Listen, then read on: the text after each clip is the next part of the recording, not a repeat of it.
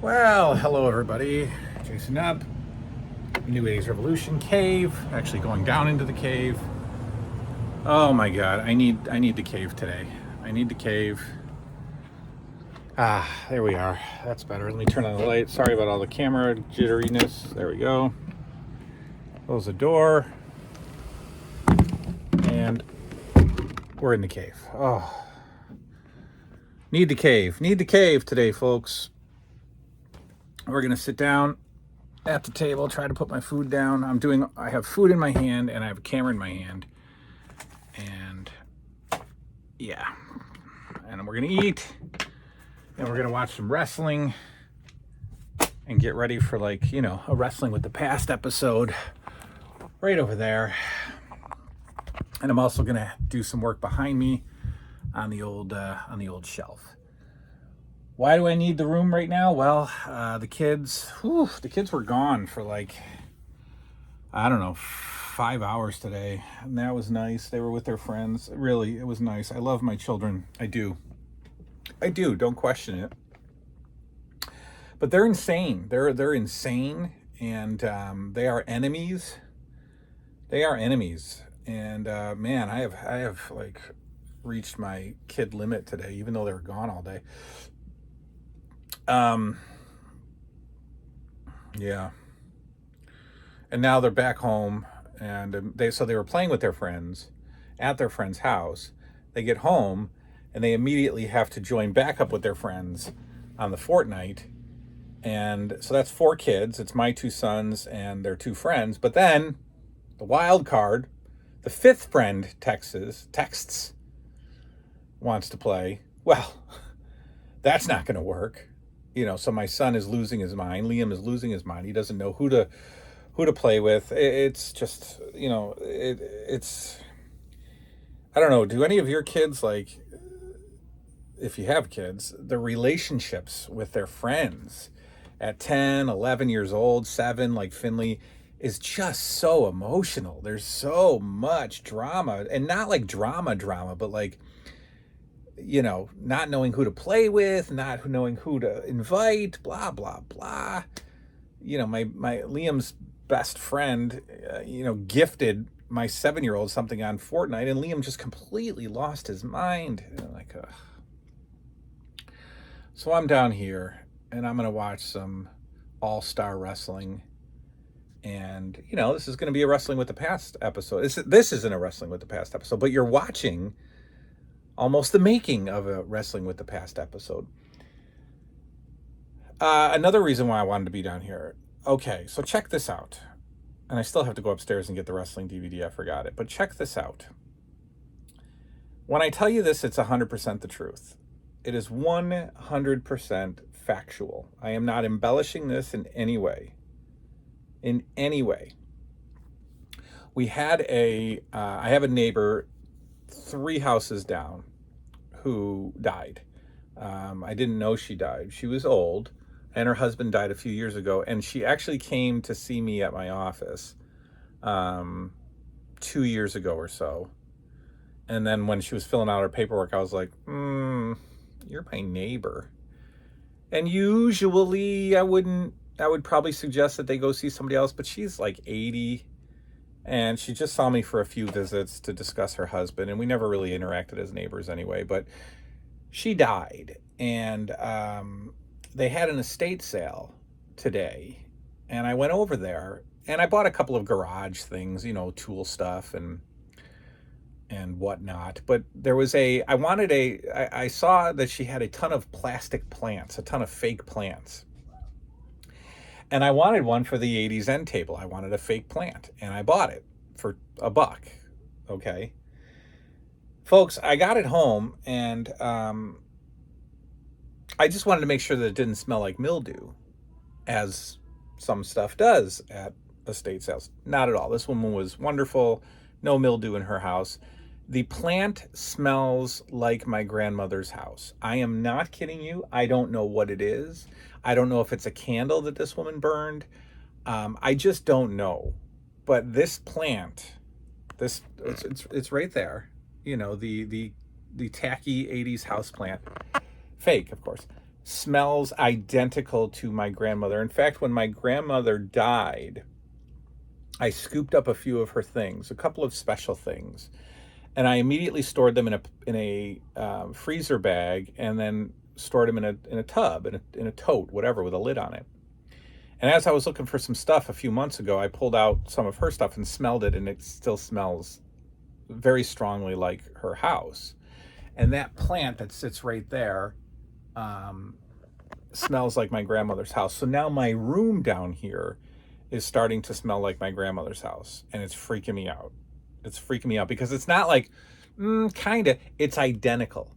It's identical. In fact, I came home and the children's mother was doing the dishes or something. I was like, here, smell this plant. And of course she's like, oh, no. I'm like, just smell the plant. And she smells it and she's like, it's your grandmother's house. It's like, yeah. So I'm kind of excited about that. Like I'm sitting down here in the cave, and my grandmother's smell is just coming through. So I don't know what that means. Maybe nothing, but I don't know. But anyway, here's the plant. Let's take a look at the newest addition to the room. Right? That screams beautiful, ugly 80s, right? I think it's great. But more importantly, it smells awesome. All right, I'm gonna go upstairs. Oh, I'll talk to you about my food in a minute, but I'm gonna go upstairs and get a championship wrestling or All Star wrestling, and then we'll watch it. All right, it looks pretty bad on this TV, but I think I love it. I'll give you a quick, there you go, really quick. Hopefully that's not a copyright, who knows. I'm gonna turn off the light and then turn on the light. Oh, that might not work for us. Hang on. Turn on the lamp. Not bad. Not bad. Makes, much better. Oh my goodness.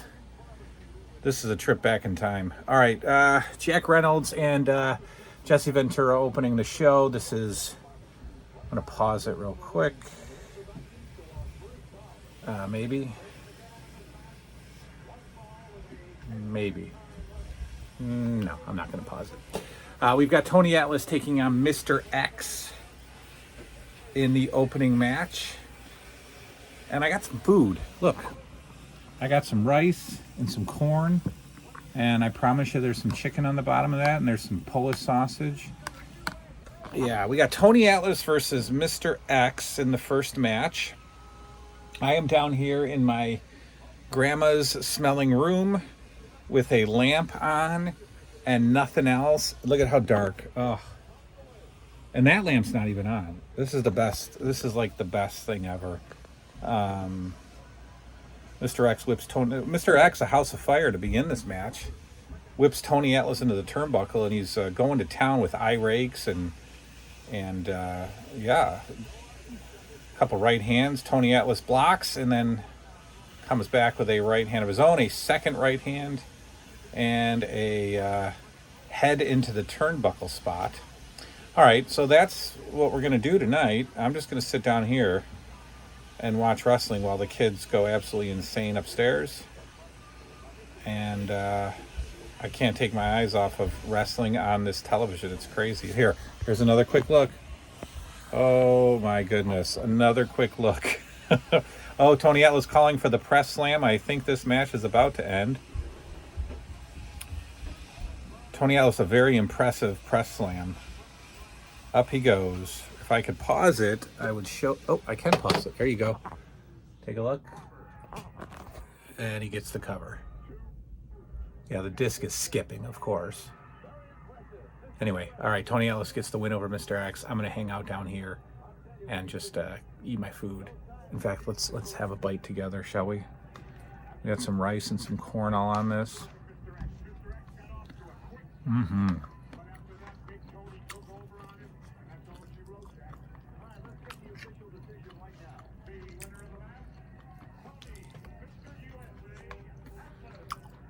Tony Atlas with the Duke in the opening match of All Star Wrestling, February 23rd, 1985.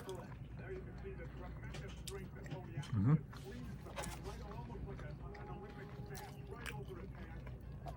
can't pause it. I don't know why I can't pause it. I should be able to pause it.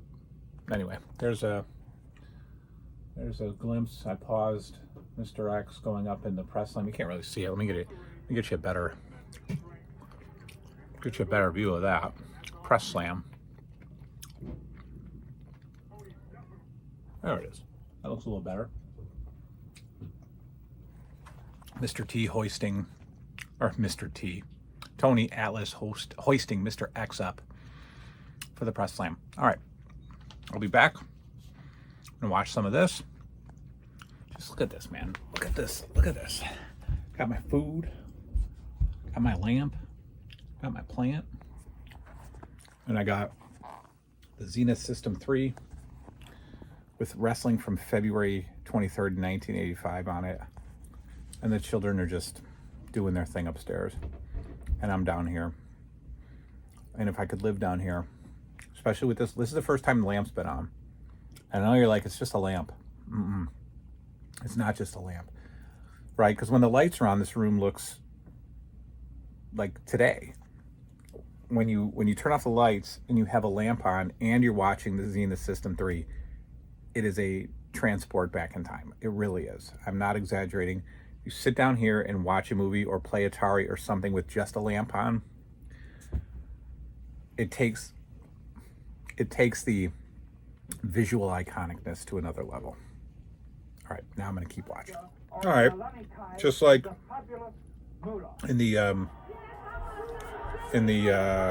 Championship Wrestling episode from earlier today as in the actual date, All Star Wrestling is recapping Wendy Richter losing the title to Leilani Kai at War to settle the score. So that's good. All we've seen so far is Tony Atlas. Tony Atlas and Jack Reynolds did a rare interview at the end of the match at ringside, which they never do. And it was not a bad Tony Atlas interview. Tony Atlas's interviews are usually not great. This one was fine. Let's see what else we got. I'm letting the audio play, which is probably a bad idea, but let's see. Next up we've got, I can tell it's Gino Carabello and David Sammartino. Show you a little still of that in a minute. There we go. You can take a look. David Sammartino versus Gino Carabello. Probably going to be your standard David Sammartino match. I just can't get over how comfortable it is down here with the different lighting and the different totally creates an absolutely insane ambiance. It really does. Like I know I'm making a big deal about it, but it's so different down here with the lights off and the lamp on. It's very different. All right, I'll get a hold of myself and we'll be right back. Right now, Gino Carabello pounding as David Sammartino working on that left arm as Jesse described. Sammartino again driving that knee into the... All right. Well, as expected, David Sammartino beats Gino Carabello. And as expected, Jesse Ventura, of course, hates David Sammartino, claims to have retired Bruno Sammartino. And the other end of the commentator's booth, Jack Reynolds, still claiming that David Sammartino will be a future WWF World Champion. I'd have to look back in the archives, but I'm not sure that came true. David wins with the Power Slam, as you can see there. And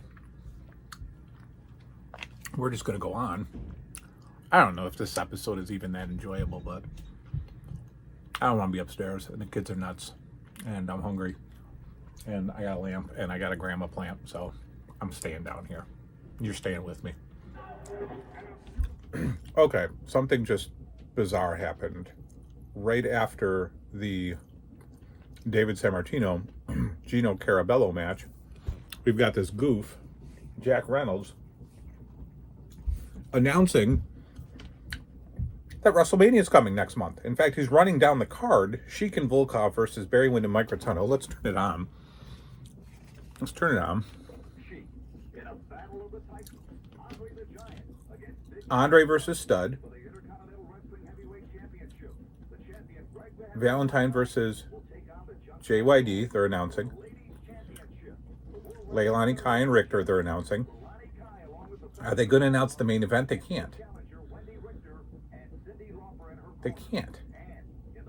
They are.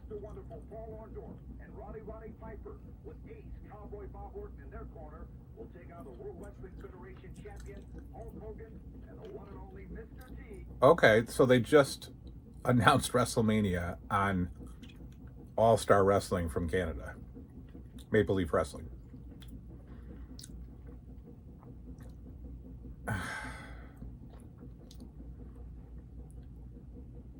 I really hope the dates of my discs are not off, but why on earth would this be the B show? Why would the B show be the first we've heard of WrestleMania? Interesting. All right, we got a tag team match here. Sheik and Volkov versus Joe Marcus, who is a Canadian job guy, and Rick McGraw, Quick Draw McGraw. So I'm still like,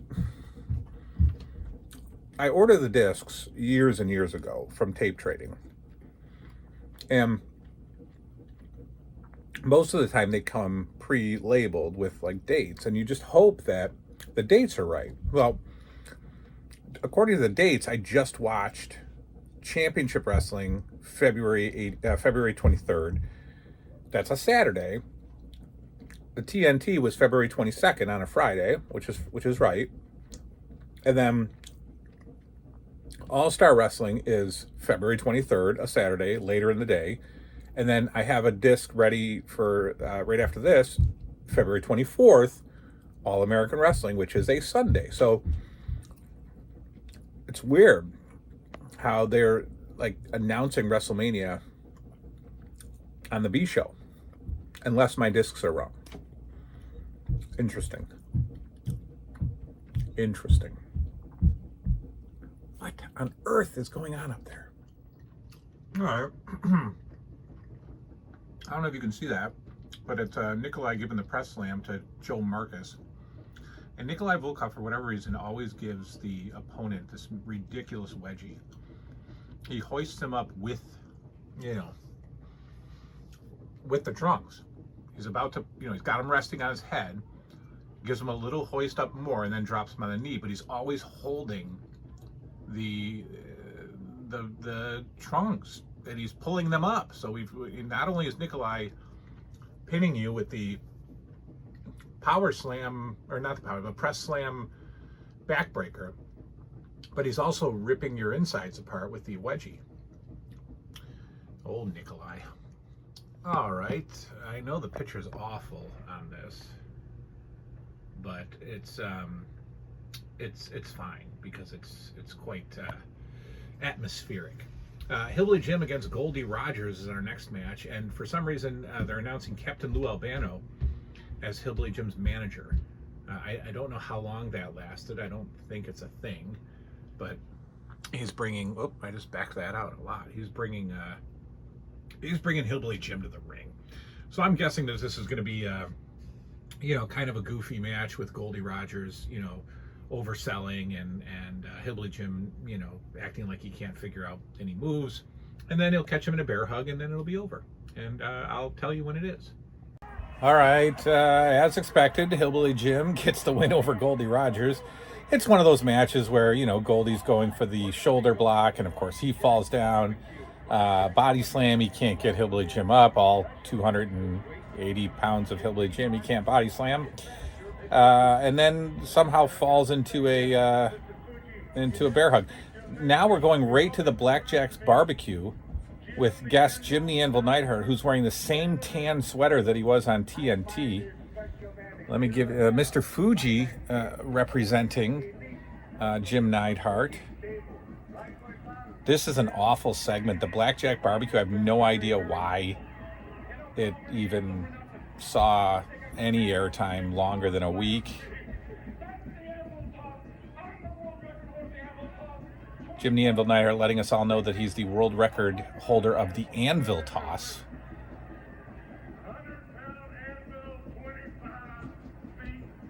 And Blackjack Mulligan is questioning the world record. I don't know. The Blackjack's barbecue is just it's just odd. Give you a little glimpse here. Whoa, I don't know. There's another copyright. We'll see.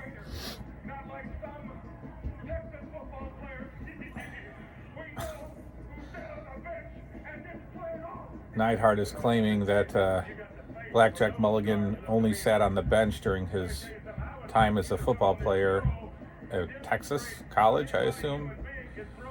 West Texas University or Texas A&M. I don't know where Blackjack Mulligan played. I think it's West Texas. Anvil starting with that diabolical laugh. It's only a little bit. Oh, little bit. Blackjack Mulligan just walking off the set right now. So bad. The Blackjack's barbecue is just bad. It's bad. It's not an entertaining segment at all. Advertisement for the WWF magazine is next. It's the February-March 85 issue. And that's that. Let's see what else we have. As I sit here with you, watching wrestling in the cave in a very comfortable setting. All right, next up. Oh, they're going to Leilani Kai. No, they're not. They're going right to Hogan versus Piper highlights. Again, same exact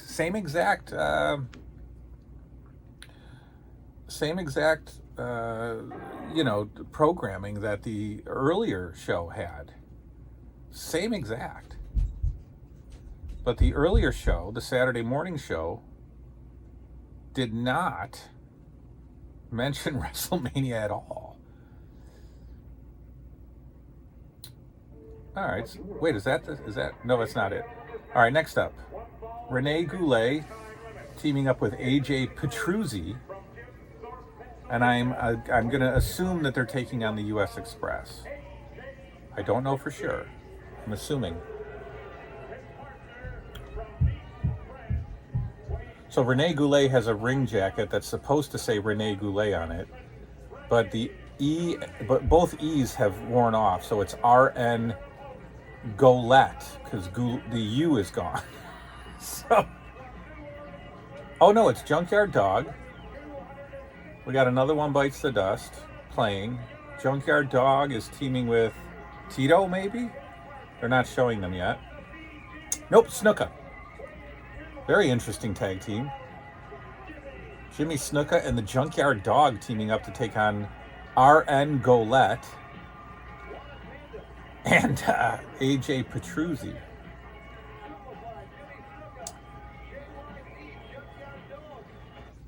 Well, I'll show you a little bit of that. They're kind of... Dog has his... That's why everybody's scrambling right now. Junkyard Dog is running through the ring with his chain. And he's threatening to club everybody. All right, I'll finish this match, and this is going to be a hotly contested battle, I assume.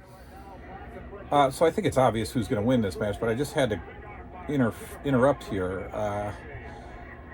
You got Rene Goulet trying to interfere in the match by threatening to climb the rope. So he's got his foot on the top rope and the middle rope. And Jimmy Snuka is outside the ring, and he's doing the spot where he's shaking the rope so that all the way across the ring, Rene Goulet starts to wobble and can't get his footing. However, Jimmy Snuka is shaking the bottom rope. He's shaking the blue rope. There is absolutely no movement on the middle rope and the top rope where Goulet has his feet. And Snuka is just jumping up and down on the bottom rope. And Rene Goulet is having to act like he's losing his balance. Junkyard Dog headbutting everybody. AJ Petruzzi goes down. Rene Goulet still in the ring. Junkyard Dog taking on both men. A double noggin knocker coming up. Yes, indeed.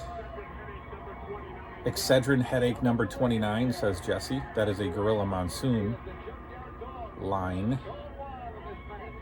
Dog whips Petruzzi into the ropes. Hits him with a shoulder tackle. Tags in Snuka. Snuka climbing the ropes. Here we go. We know what's going to happen here. Hits the Superfly leap. I still don't know how that does not hurt. And Snuka and Dog get the win, as we figured. All right, folks, that's it.